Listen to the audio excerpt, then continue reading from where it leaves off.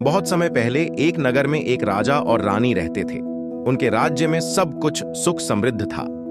एक दिन राजा शिकार पर गया और जंगल में उसे एक साधु मिले।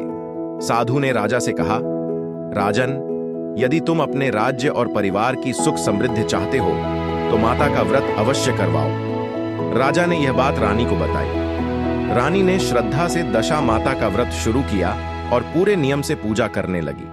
लेकिन एक दिन रानी किसी काम में व्यस्त हो गई और व्रत का नियम ठीक से पूरा नहीं कर पाई। दशा माता इससे नाराज हो गईं। धीरे धीरे राज्य में दुर्भाग्य शुरू हो गया। राजा का धन कम होने लगा, महल की खुशियां खत्म होने लगीं, राज्य में परेशानियां आने लगीं। राजा और रानी समझ नहीं पाए कि ऐसा क्यों हो रहा है। फिर क्या हुआ?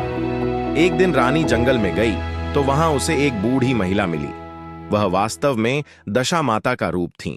उन्होंने रानी से कहा, तुमने मेरा व्रत अधूरा छोड़ा है, इसलिए तुम्हारे घर में कष्ट आए हैं। यदि तुम श्रद्धा से मेरा व्रत फिर से करोगी तो सब ठीक हो जाएगा। रानी को अपनी गलती का एहसास हुआ। रानी ने फिर व्रत किया। रानी ने पूरे नियम से फिर दशा माता का व्रत किया। दीवार पर दशा माता की पूजा की, कच्चे धागे में 10 गांठ बांधी 10 दिन तक व्रत और पूजा की। रानी की सच्ची भक्ति देखकर दशा माता प्रसन्न हो गईं। माता का आशीर्वाद। दशा माता ने रानी को आशीर्वाद दिया। राज्य में फिर से सुख समृद्धि आ गई। राजा का वैभव वापस आ गया।